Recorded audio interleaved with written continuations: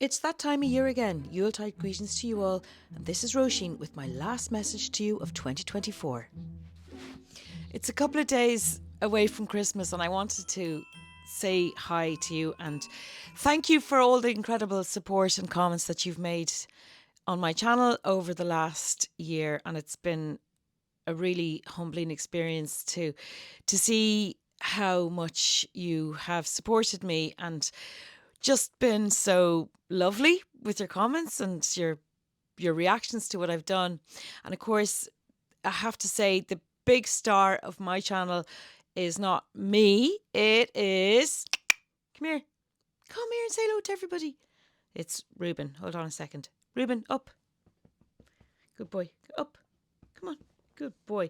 So there you go. There's little Ruben enjoying his moment on screen. Well, he the only reason he's enjoying it is because he's on the sofa and not being forced to look at the camera as I have made him do so often over the last 12 months. This is the year my sketch pocket came out, and notwithstanding a few design issues, well, actually there weren't design issues, there were packing issues. I thought long and hard about how to send the ink so that the glass files wouldn't shatter if the temperature dropped. And I thought long and hard about how to stop them leaking if they were up in a plane. And I failed on the latter count. So I think a lot of people experienced small issues with leaks. By the way, I'd just like to say how lovely Ruben looks. I can see him on the screen there in the sunshine. Oh, he's just moved. But I have a new system for sending the ink out, and that will be hopefully the end of all the small leaks that I've had in transit. The sketch pockets jumped off the shelves. They flew off the shelves from the moment that they were available, and that was felt very supportive, felt very gratifying. It was a long journey trying to get them out onto the shelves and out to you guys, but the reaction has been really, really positive. And do you know what? At the end of the day, bags are all very well, and it's great to have a convenient way to sketch so that you can sketch wherever you are. That's what I'm all about, as you know. But I would love to make it clear that it's whether you have a fancy bag or not, to do yourself the favour of bringing your sketching stuff with you wherever you go, because it's not for nothing that I go around the place with a big positive head on my shoulders. I do all the time. I feel really positive because it's not just that I know that I don't have to engage with all the heavy stuff that goes on in anyone's life, whether it's current affairs, whether it's family stuff, whether it's personal stuff, whatever it is. Everybody has stuff going on all the time. And you can, as they say, you can't control that, but you can control how you deal with it. And I choose to put my head in the sand like an ostrich and just sketch my way through life. And it works for me. It works for me. And there's something about developing a sketching habit. It means that you're able to enter that Zen space very, very easily, that meditative space that comes with flow. And I am all about that. I can't emphasize it enough that sketching your world, and it really is immaterial your level of skill. It's every human can draw a shape. If you can write your name, you can draw a shape. That's just the way it is. If you can hold a pen, you can draw a shape.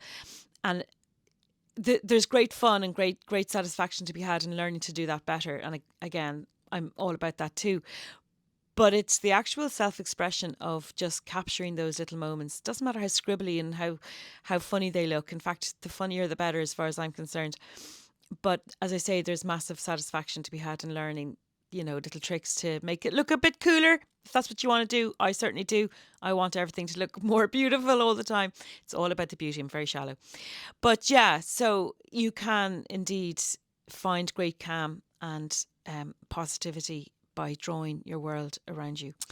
So with that, I want to thank you once again for accompanying me on my journey this year on YouTube. Thank you so much. I would have loved to have had a roaring fire going today. I did the other day, but I didn't like how the video came out, so I didn't post it. But yeah, that's because I can't get my hands on any firewood. But anyway, I look forward to sharing loads and loads more art videos with you in the coming 12 months.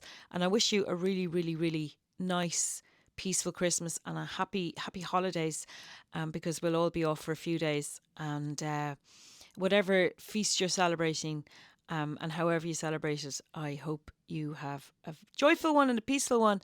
And I hope you get to spend some time with family or friends in a way that makes you happy. And I hope you get some time to sketch.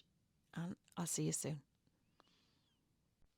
But I couldn't leave you without sharing a little bit of drawing with you. So I've decided to show you this little illustrated recipe that I did. Now, an illustrated recipe is so much fun. And I was looking through this fantastic book, They Draw and Cook, from the website They Draw, for a little bit of inspiration to get me going. I wanted to do a recipe on eggnog, but I wasn't quite sure what to do. So I started scribbling out a few ideas, and eventually it came to this one for a gingerbread person pouring milk and cream into a saucepan. And then I thought, yeah, I think I'm onto something here. This is going to work, because I really like drawing gingerbread people. So I got the basic shape of a gingerbread. This is a kind of a montage of a few different ones, and I played around with the text I'd use, and off I went. The first one I did was okay. I was happy enough. But there was a few things I would have changed. And when the time came to do it in class with my fantastic students, I made a few changes and I was really happy with the result. Again, maybe I didn't leave enough space for the full recipe, but I'm only missing a couple of things.